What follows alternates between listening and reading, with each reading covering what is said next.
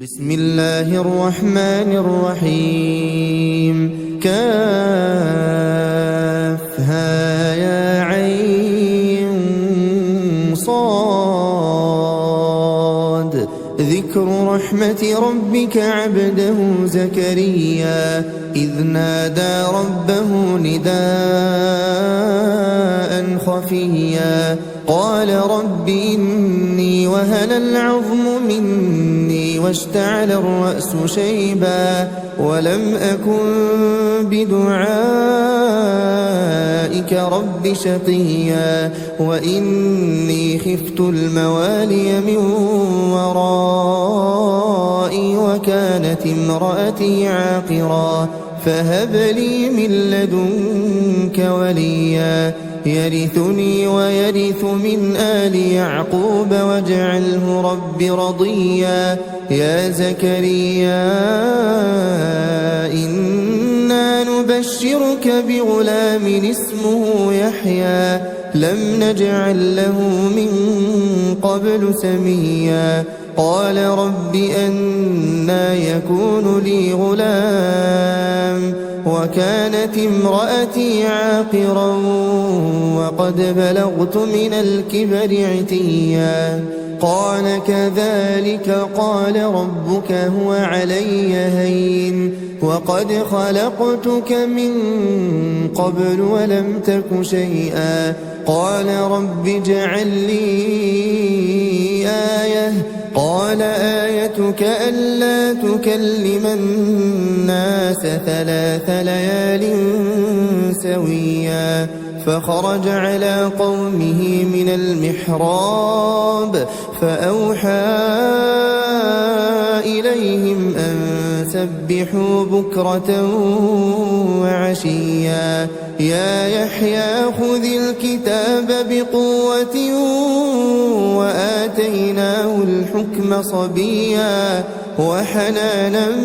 من لدنا وزكاة وكان تقيا وبرا بوالديه ولم يكن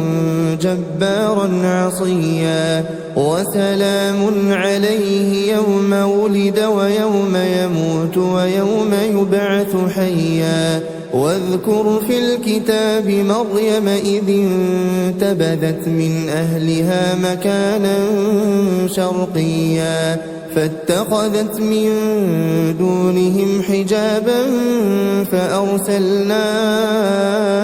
إليها روحنا فتمثل لها بشرا سويا قالت إني أعوذ بالرحمن منك إن كنت تقيا قال إنما أنا رسول ربك لأهب لك غلاما زكيا قالت أنى يكون لي غلام ولم يمسسني بشر ولم أك بغيا قال كذلك قال ربك هو علي هين ولنجعله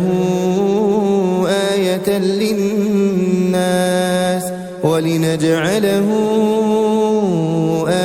للناس ورحمة منا وكان أمرا مقضيا فحملته فانتبذت به مكانا قصيا فأجاءها المخاض إلى جذع النخلة قالت يا ليتني مت قبل هذا وكنت نسيا منسيا فناداها من تحتها ألا تحزني قد جعل ربك تحتك سريا وهزي إليك بجذع النخلة